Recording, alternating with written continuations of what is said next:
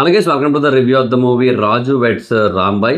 రివ్యూలోకి వెళ్ళి తక్కువ విషయప్పుడు కారణం మన ఛానల్ సబ్స్క్రైబ్ చేసుకోకపోతే ఇప్పుడే సబ్స్క్రైబ్ చేసుకోండి. పక్కనే ఉన్న బెల్ ఐకాన్ క్లిక్ చేసి ఆల్లో పెట్టుకోండి. నా ఫర్దర్ మిస్ అవ్వకుండా చూడొచ్చు. చాలా మంది చూస్తున్నారు కానీ సబ్స్క్రైబ్ చేసుకోవట్లా. So please try to subscribe and click the bell icon also. So sorry guys, అంటే ఎక్కుళ్ళు తగ్గట్లేదు ఎంతకీ కూడా. నాకు ఇంటికి వచ్చినప్పటి నుంచి వస్తున్నాయి ఎక్కుళ్ళు, హికప్స్ కంటిన్యూస్గా వస్తున్నాయి. చూసా అక్కడికి ఒక 45 మినిట్స్ దాకా వెయిట్ చేశాను, సరే ఇంకా రికార్డ్ చేసి పడుకుందామని. బట్ లేదు, అంతకీ తగ్గట్లేదు. నాకు బేసిక్ ఏంటంటే కోకో లేదంటే అంటే ఏదో కూల్ డ్రింక్సో లేదంటే ఈనోనో ఏదో ఒకటి తాగాలి ఇలాంటప్పుడు ఎక్కుళ్ళు తగ్గాలంటే. నాకు ఎందుకో ఎక్కుళ్ళు వస్తే తగ్గవు వెంటనే. సో ఉట్టప్పుడు ఓకే, బట్ ఇప్పుడు ఏంటంటే వీడియో ఉంది ఇంకా మరి చెయ్యాలి, బట్ తగ్గట్లేదు ఎంతకీ. ఆగాను ఇంకా నా వల్ల కావట్లా. అందుకే ఎక్కుళ్ళతోనే చేసేస్తున్నాను. ఏమనుకోద్ది ఒక్కసారికి కూడా, ఇంకా అవి ఎప్పుడు తగ్గుతాయేమో మరి. ఇంకా సరే, ఇంకా రాజు వెడ్స్ రాంబాయ్ మూవీ గురించి చెప్పాలంటే దాని గురించి చెప్పడానికి ముందు ప్రేక్షకులకి ఒక హెచ్చరిక. ఎస్పెషల్లీ హైదరాబాద్లో, ఇంకా ఎస్పెషల్లీ ఎవరైతే పీపుల్ అమీర్పేట్ మీదుగా తిరుగుతూ ఉంటారో వాళ్ళందరికీ కూడా ఒక ముందు జాగ్రత్త అన్నమాట. అంటే ఇప్పుడు బేసిక్గా సినిమా గురించి ఆ సినిమా డైరెక్టర్ గారు ఒక స్టేట్మెంట్ అయితే ఇచ్చారనమాట. ఒకవేళ సినిమా కనుక నెగిటివ్ టాక్ వచ్చినట్టయితే అమీర్పేట్ సెంటర్లో కడ్రాయి మీద ఉరుకుతా అని చెప్పి. సో అందుకనే ముందు జాగ్రత్తగా చెప్తున్నాను. మీరు రేపు ఒకవేళ అటువైపు అంటే రేపు అంటే ఇప్పుడు నేను నైట్ రికార్డ్ చేస్తున్నా, ఇప్పుడు ప్రీమియర్ చూసి వచ్చి. సో మీకు ఈ సినిమా రేపు రిలీజ్ కదా 21న. సో మీ వీడియో చూసేదైతే మీరు 21నే. సో ఈరోజు మీ లెక్క ప్రకారంగా 21వ తారీఖున అమీర్పేట్ మీదగా వెళ్ళే వాళ్ళందరూ కూడా కొద్దిగా జాగ్రత్తగా ఉండండి. పరిసరాలని కేవలం వాహనాల కోసం మాత్రమే చూడండి. వేరే మనుషుల మీద ఎక్కడ కూడా ఫోకస్ చేయొద్దు, ఎందుకంటే మీకు ఏమైనా కనబడే అవకాశం ఉంది కాబట్టి వద్దు, చూడొద్దు. సో అమీర్పేట వాసులు కొంచెం జాగ్రత్తగా, అమీర్పేట మీద వెళ్ళే వాళ్ళు కూడా కొంచెం జాగ్రత్త. ఎందుకు అంటే సినిమా బేసిక్గా ప్రెటీ యావరేజ్ ఉంది. ఇంకా నన్ను అడిగితే యావరేజ్ కూడా కాదు, it's like below average film అనే చెప్పొచ్చు. అంటే ఎక్కడా కూడా ఎంగేజింగ్గా ఉండదు సినిమా. చాలా రొటీన్ టెంప్లెట్లో, రొటీన్ ఫార్మాట్లో వెళ్తూ ఉంటుంది. ఎక్కడా కూడా ఇంట్రెస్ట్ని క్రియేట్ చేయదు సినిమా అయితే. బేసిక్గా సినిమా గురించి 2 పాయింట్స్ అయితే బయటికి బాగా వచ్చాయి. ఒకటి ఏంటంటే అదే ఒక క్లైమాక్స్ పోర్షన్ కోసం. యాక్చువల్గా ఇనీషియల్గా నేను ట్విట్టర్లో ఒక ఆర్టికల్ చూసా. అంటే ట్విట్టర్లో ఒక హైలైట్, ఒక హెడ్లైన్ చూసా. ఈ వట్టలు పిసుకొని చచ్చిపోతా అని క్లైమాక్స్ ఏదైతే ఉందో అది పెద్ది రిలేటెడ్ అని చెప్పి. సో ట్విట్టర్ కూడా ఒక హెడ్లైన్ పెట్టి మరీ పెట్టాడంటే మేబీ దానికోసం అయ్యి ఉంటుంది అనుకున్నాను. నేను చాలా ఇన్ఫర్మేషన్స్ అండ్ ట్వీట్స్, కామెంట్స్ అవి కూడా దాని రిలేటెడ్ ఉన్నాయి. సో మేబీ పెద్ది అనుకున్నా. తర్వాత తెలిసింది ఏంటంటే ఆ క్లైమాక్స్ ఈ సినిమా రిలేటెడ్ అంట. ఆ క్లైమాక్స్ ఈ cinema Raju weds Rambai cinema related climax అంటది. కాకపోతే ఏంటంటే ఈ సినిమాకి 2 ఆల్టర్నేట్ క్లైమాక్స్లు ప్లాన్ చేశారంట. అంటే 2 క్లైమాక్స్లు. సో ఏది కొంచెం లెస్ సెన్సిటివ్ ఉంటుందో దాన్ని పెడదాం అనుకున్నారు అన్నట్టుగా కూడా అప్డేట్ వచ్చింది. ఓహో దట్టా అనుకున్నా నేను. సరే ఫైనల్గా ఇంకా మూవీలో ఏమైందంటే అది లేదు, బాల్స్ క్రషింగ్ది అయితే లేదు. సో నాకేంటంటే మేబీ అది ఏ ఉద్దేశంలో అది బయటకు వచ్చిందంటే సినిమా పూర్తయిన తర్వాత మనం మన 2 జోబుల్లో చేతులు పెట్టుకొని మనం పిసుకుంటూ వచ్చేయడమే. ఇంకా అది మరి పరిస్థితి. అంటే ఎక్కడ ఏం ఉండదబ్బా. ఇట్స్ లైక్ అంటే వాళ్ళు ఒక రియల్ స్టోరీ అన్నారు. అంటే మేబీ బయటకు వచ్చిన దాన్ని బట్టి చెప్తున్నాం. ఇన్కేస్ సినిమాలో చూస్తే మనకి ఈ పాయింట్ లేదు, మ్యాటర్ కాదు ఇది. బట్ ఇది ఒక రియల్ స్టోరీ అన్నారు, ఒక యథార్థ కథ అని చెప్పారు. మరి ఒక నిజంగానే ఒక యథార్థమైన కథ అయినట్టయితే దానికి 2 ఆల్టర్నేట్ క్లైమాక్స్లు ఎందుకు ఉన్నాయి? అలా ఉండకూడదు కదా ఒకటి. సరే పోనీ ఇంకా దానికి సినిమాలో చూపించిన దానికి సంబంధం లేదు. బట్ సినిమాలో ఉన్న దాని గురించి మాట్లాడుకుంటే కూడా ఇది ఒక నిజమైన కథ, 15 ఏళ్ల పాటు ప్రపంచానికి తెలియకుండా దాచిన కథ అన్నట్టుగా చెప్పారు కదా. ప్రపంచానికి దీని గురించి తెలియాల్సిన అవసరం అయితే అంతేమీ లేదు. 15 కాదు, ఇంకో 150 ఏళ్ళు దాచి ఉంచినా తప్పు లేదు ఈ కథలో. అంత అంటే it's not that much impressive concept. అంత ఇంప్రెసివ్ కాన్సెప్ట్ కూడా ఏం కాదే అది. సో ఏమో అంటే నేను బేసిక్గా ట్రైలర్ చూడలే, ఏమీ చూడలే. అవుట్ రైట్ కేవలం ఆ ప్రీ రిలీజ్ బజ్ ఏదైతే ఉంటుందో దాన్ని చూసే వెళ్ళాను నేను. ఆ డైరెక్టర్ స్టేట్మెంట్ కానీ, స్పీచ్ కానీ, కిరణ్ అపూరం గారు కొంచెం ప్రమోట్ చేయడం కానీ, ఇట్లా అన్నీ చూసి నేను వెళ్ళా యాక్చువల్గా.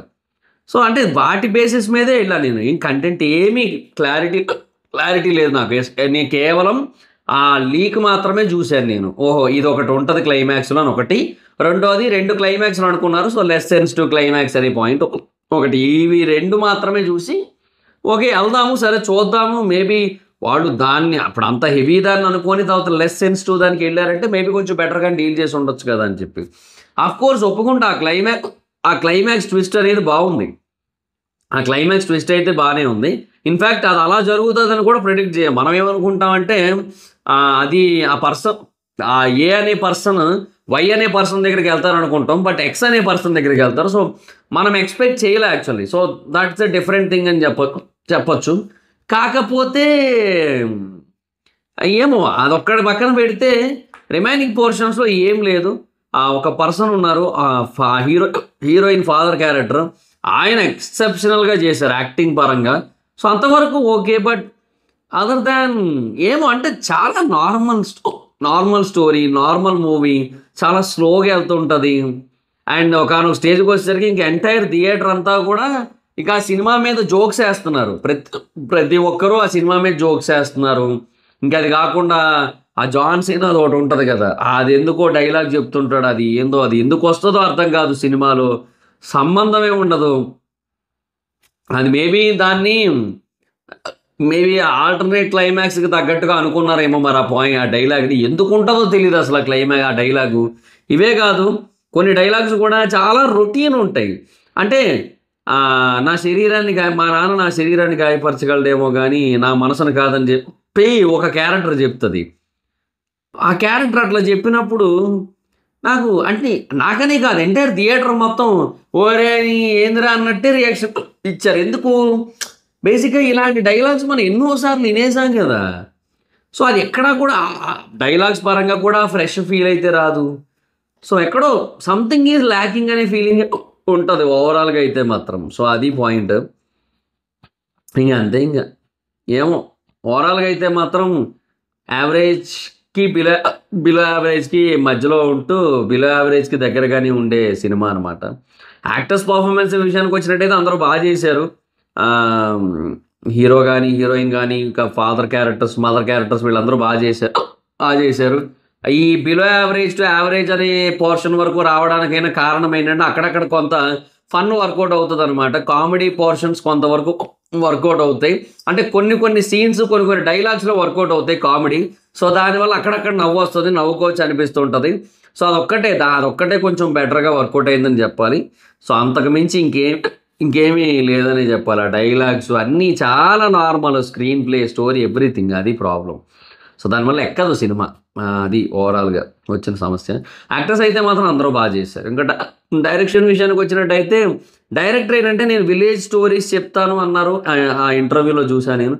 That is good. మంచి ఆలోచనే. కాకపోతే ఏమో వాటిని కూడా చాలా ఎంగేజింగ్‌గా చెప్పొచ్చు. రంగస్థలం అదేమి రాజుల కాలం నాటి కథ కాదు. అదేమి ఏం రాజస్థాన్ క్యాపిటల్ జైపూర్ కథ కాదు. సో, అది కూడా రూరల్ బ్యాక్ డ్రాపే. అది కూడా విలేజ్ బ్యాక్ డ్రాపే గదా! అది కూడా ఒక పల్లెటూరు కథే కదా! అది కూడా. రంగస్థలం అనే పల్లెటూరు గదా! అంతే కదా! అలా కూడా చెప్పొచ్చు కదా! పల్లెటూరు కథలు. విలేజ్ విలేజ్ స్టోరీస్‌ని అలా కూడా చెప్పొచ్చు. Not like this exactly. So, అది ప్రాబ్లమ్. ఏమో నాకైతే ఇంక అలా అనిపించింది. అదే స్టార్టింగ్‌లో ఈటీవీ విన్ వాళ్ళది బ్యానర్ చూసినప్పుడు కూడా ఓకే. వీళ్ళు ఈ మధ్య కాలంలో కొంచెం మంచి సినిమాలు తీసుకుంటున్నారు కదా! మేబీ ఇది కూడా మంచిదే అయ్యుంటదేమో అని కూడా అనుకున్నాను. బట్ అది కూడా దెబ్బేసిందని చెప్పి తర్వాత అర్థమైంది నాకు. అది పాయింట్. సో, అదే అంటున్నా కదా! ఓవరాల్‌గా మేబీ ఆయన పాయింట్ కరెక్టే అయ్యుండొచ్చు. ఆయన చెప్పాలనుకున్నది ఒక రూరల్ బ్యాక్ డ్రాప్‌లో చెప్పాలనుకోవడం ఇట్లాంటివన్నీ ఉండుండొచ్చు. But it didn't worked out అంతే. అది ఏంటంటే 'ఆర్ఎక్స్ హండ్రెడ్', 'ఉప్పెన' ఆహ్, ఈ ప్యాటర్న్‌లో తీసుకెళ్ళడానికి ట్రై చేసి ఓవరాల్‌గా కొంచెం ఎక్కడో కొంచెం మిస్‌ఫైర్ అయింది. ఎక్కడో కాదు మొత్తం ఓవరాల్‌గా సినిమా మొత్తం తీసిన విధానంలో చాలా వరకు మిస్‌ఫైర్ అయ్యి ఇలాగొక ఏమంటారు హాఫ్ బేక్డ్ కూడా కాదు. ఇదేందంటే ఆ బ్రెడ్‌ని ఇట్ట తీసుకెళ్ళి పొయ్యి మీద పెట్టి మళ్ళీ వెంటనే దించేసారు. అంతే. అది సెమీ బేక్డ్ కూడా కాదు. లేదంటే పార్షియల్లీ బేక్డ్ కూడా కాదది. Almost unbaked story. అది ప్రాబ్లమ్. అండ్ ఈ మూవీకి జనరల్ మూవీ రేటింగ్స్ ప్రకారంగా నేనిచ్చే రేటింగ్ అయితే I will give 2/5. So that's it guys, this the video. And సోది లేకుండా ఈ సినిమా గురించి ఒక ముక్కలో చెప్పాలంటే ఆమ్, ఏమో రాము వెట్స్ రాంబాయ్ అని పెట్టినందుకు ఈ సినిమాకి ఇంకా బాయ్ చెప్పాల్సిన సిచ్యువేషన్ అయితే ఉంది. ఇన్ కేస్ ఈ సినిమాని ఎవరైనా చూడాలి అనుకుంటే టికెట్ రేట్స్ బాగా తక్కువ పెట్టారు ఈ సినిమా కోసం, అదొక అప్రిషియేట్ చేయాల్సిన విషయం. సో ఇన్ కేస్ అలా తక్కువ టికెట్ రేట్స్ ఉన్నాయి కాబట్టి సరే ఒక ఎక్స్పీరియన్స్ చేద్దాం అని ఎవరైనా అనుకుంటే మేబీ యూ కెన్ ట్రై, అంతే. సో అదొక్కటి తప్పిస్తే ఇంకేమీ లేదు సినిమా అంతా కూడా. అసలు nothing to maybe friends gangs ఉంటాయి కదా, వాళ్ళు ఏంటంటే ట్రోలింగ్ చేస్తుంటారు సినిమాని. అట్లాంటి వాళ్ళు కూడా వెళ్ళొచ్చు సినిమాకి కావాలనుకుంటే. ఒక 10 మంది 20 మంది ఫ్రెండ్స్ అందరూ కలిసి వెళ్ళి అట్లా సినిమా మీద జోకులు వేసుకుంటూ సినిమాని ట్రోల్ చేసుకుంటూ మంచిగా 2 గంటల పైన ఎంజాయ్ చేయొచ్చు. అందుకైతే ఓకే. అదర్ దాన్ దట్ ఇంకేం లేదు మూవీ అయితే. సో అది guys, so that's it. So ఈ వీడియో మీకు నచ్చితే లైక్ చేసి వీడియోని షేర్ చేయనప్పుడు కారణం మన ఛానల్ సబ్స్క్రైబ్ చేసుకోకపోతే ఇప్పుడే సబ్స్క్రైబ్ చేసుకోండి. పక్కనే ఉన్న బెల్ ఐకాన్ క్లిక్ చేసి ఆల్లో పెట్టుకోండి. నా ఫర్దర్ మిస్ అవ్వకుండా చూడొచ్చు. చాలా మంది చూస్తున్నారు కానీ సబ్స్క్రైబ్ చేసుకోవట్లా. So please try to subscribe, click the bell icon also. నా ఇన్స్టాగ్రామ్ ఐడి ఎవరు స్మైతం ఎక్కడ వచ్చి ఫాలో అవచ్చు. థ్యాంక్ యూ సో మచ్ గా. బాయ్. Next video. బాయ్.